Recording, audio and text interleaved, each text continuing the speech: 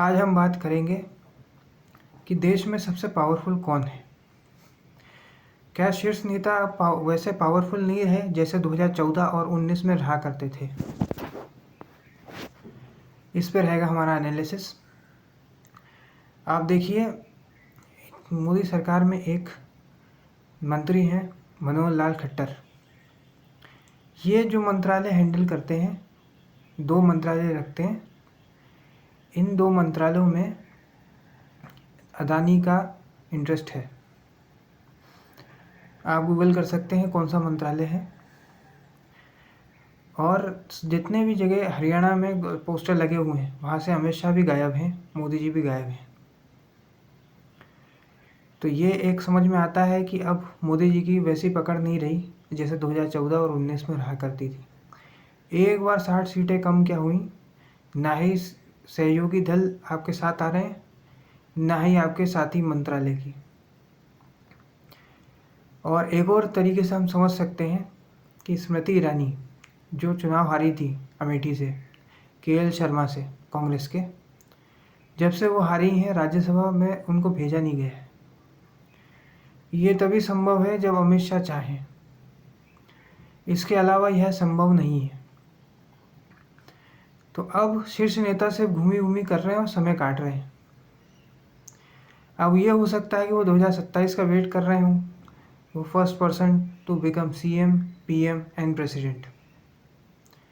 अब वैसे भी उनके जो काम है वो गवर्नर या इसके जैसे चांसलर जैसे ही हो रहे हैं। अब वो खुद से कोई डिसीजन ले नहीं पा रहे हैं। कोई डिसीजन लेते भी हैं तो सब कुछ रोल बैक हो जाता है, लेटरल एंट्री वाला रोल बैक, ये क्रीमी लेयर वाला रोल बैक, तो सब कुछ रोल बैक हो रहा है।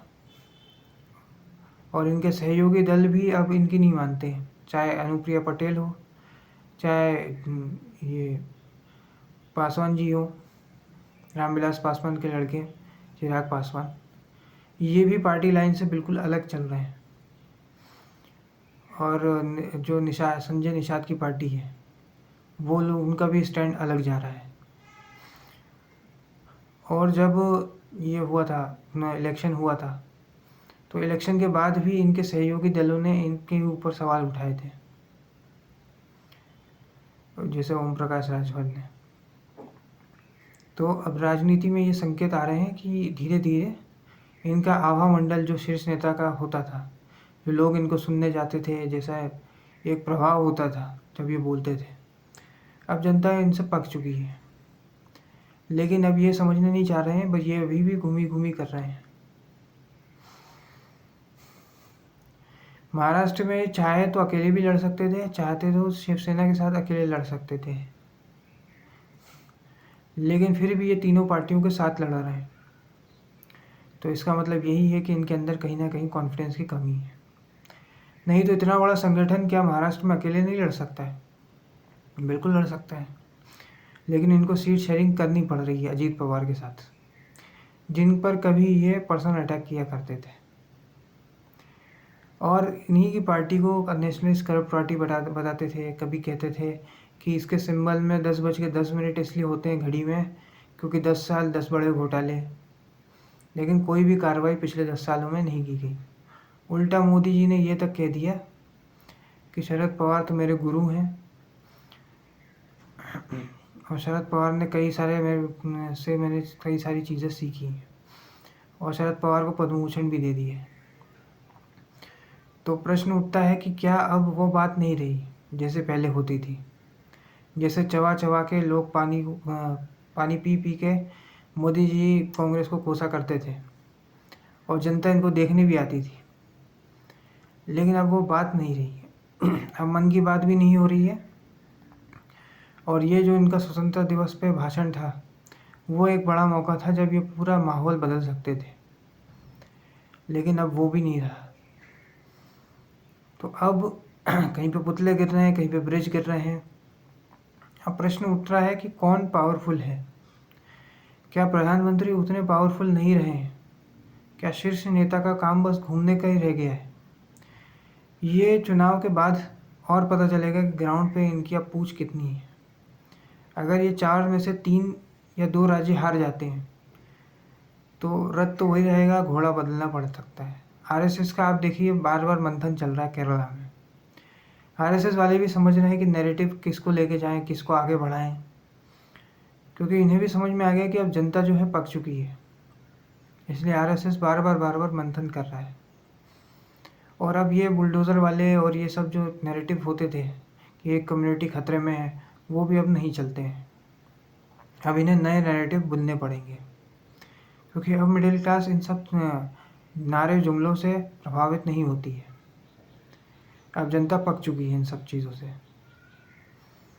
पहली बार में एंटी कांग्रेसी वोट इनको मिल गया था, दूसरी बार में पुलवामा हो गया था तो इनका तुक्का लग गया था। लेकिन अब तो कोई कहानी बिक भी नहीं रही है।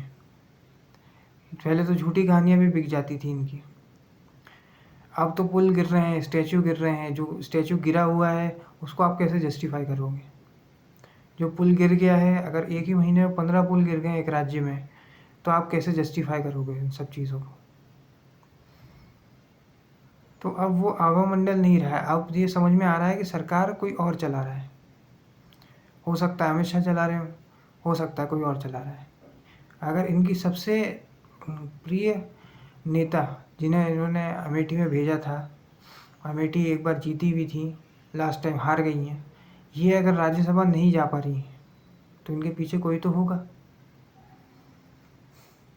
और दूसरे मंत्री जो है जैसे बयान दे रहे हैं, जैसे पीयूष गोयल ने काउच पोटैटो वाला बयान दिया है, तो ये एकदम लीक से ही हटके है। ये हर चीज़ जनता पे छोड़ना चाहते हैं कि जनता मेक इन इंडिया करे, अमेज़ॉन से और दूसरे ई कॉमर्स वेबसाइट पे ऑर्डर ना करे।